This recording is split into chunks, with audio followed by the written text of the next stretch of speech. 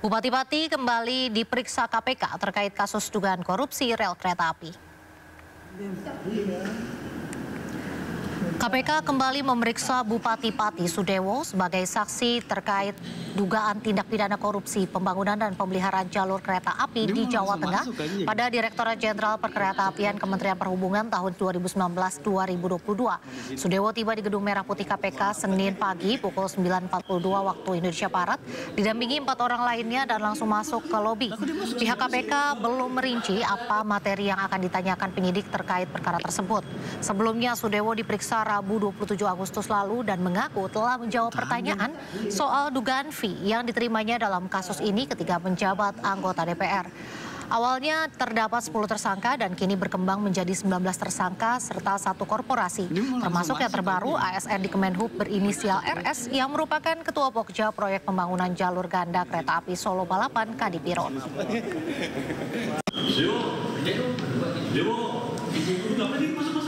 Aku dia masuk situ sih. Masyarakat Pati bersatu berunjuk rasa di depan kantor DPRD Pati, Jawa Tengah. Masa menuntut Bupati Pati Sudewo dicopot dari jabatannya.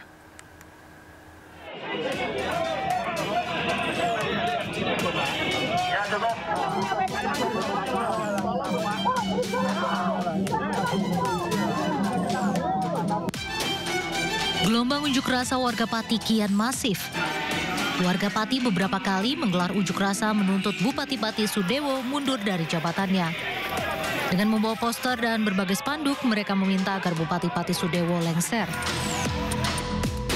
Warga juga meminta Pansus Hak Angket DPRD Pati bekerja secara transparan. Unjuk rasa di Pati, warga Pati juga pernah menggeruduk KPK, mendesak Bupati Sudewo ditetapkan menjadi tersangka. Ini di Gedung KPK Merah Putih, ini adalah salah satu bentuk dukungan masyarakat, harapan masyarakat terhadap upaya-upaya pemberantasan korupsi oleh KPK. Kami perlu sampaikan juga bahwa dalam pemberantasan korupsi, KPK tidak hanya melalui upaya-upaya penindakan, upaya-upaya penanganan perkara, tapi juga KPK terus melakukan pendampingan dan pengawasan khususnya kepada pemerintah daerah, tentunya termasuk kepada pemerintah Pati dalam upaya-upaya pencegahan, perbaikan tata kelola dan sistem supaya kita bisa memitigasi dan mencegah agar tindak pidana korupsi itu tidak kembali terjadi. Nama Sudewo disebut menerima aliran dana komitmen fee sebesar 0,5% atau senilai 700 juta rupiah dari total nilai proyek pembangunan dan pemeliharaan jalur kereta di Jawa Tengah senilai 143,5 miliar rupiah. Meski Sudewo sudah mengembalikan uang 3 miliar rupiah ke negara, KPK menyebut pengembalian dana tidak otomatis menghapus pidana yang telah dilakukan. Lama tak ada kabar, politisi Nasdem Ahmad Sahroni kembali muncul dalam acara Musyawarah Nasional Ikatan Motor Indonesia. Sindo Malam segera kembali.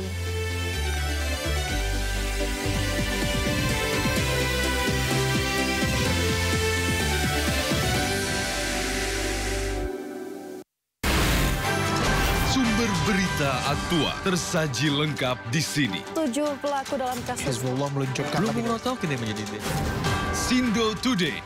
Satres narkoba. Hujan deras disertai Mobil rombongan wartawan. Sindosia. Korban meninggal dunia dan Indonesia 100 orang terluka dalam. Sindo Sore. Kobaran api besar setinggi 7. Hati berjabat tangan dan berbincang apa? Sindo Malam. Sindo News TV Beyond Headline.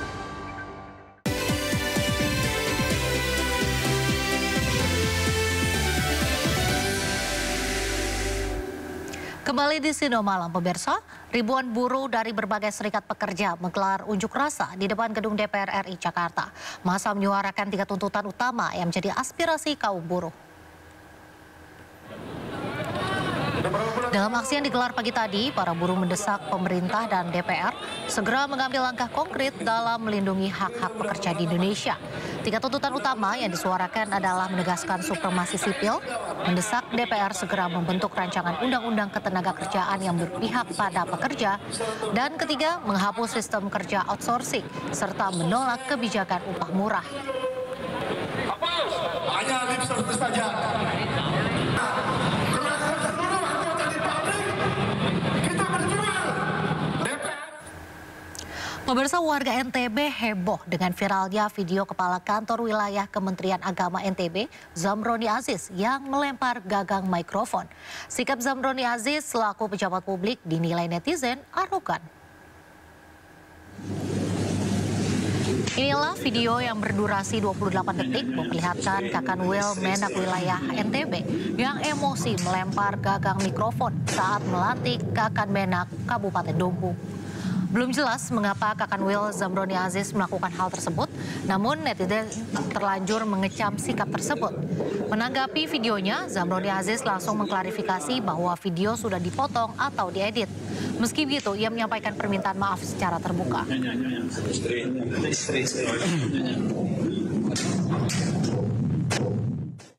Atas nama pribadi, dengan penuh kerendahan hati, menyampaikan permohonan maaf yang sedalam-dalamnya kepada seluruh masyarakat Indonesia, khususnya masyarakat Nusa Tenggara Barat, terkait dengan video yang beredar di kalangan masyarakat. Saya menyadari sepenuhnya bahwa kejadian tersebut adalah murni kehilafan pribadi saya, tanpa bermaksud menyinggung siapapun. Pemirsa, pelaksanaan karapan sapi tingkat kabupaten diwarnai kericuhan di Bangkalan, Jawa Timur. Satu orang mengalami luka akibat terinjak sapi yang berontak. Sudah ya. Ya, ambulan masuk. Oh, palang mecat arek.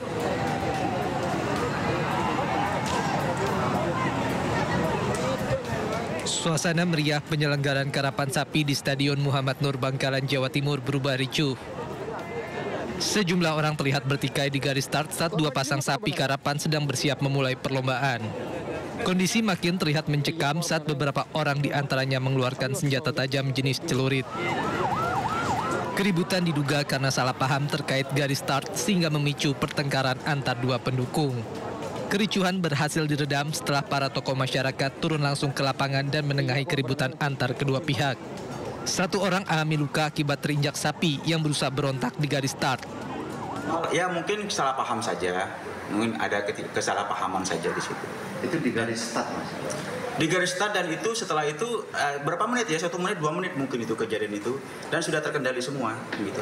Kayaknya sampai ada ambulan, Mas. Ambulan itu, ambulan ini karena ada salah satu pengerap yang kena injak kaki sapi.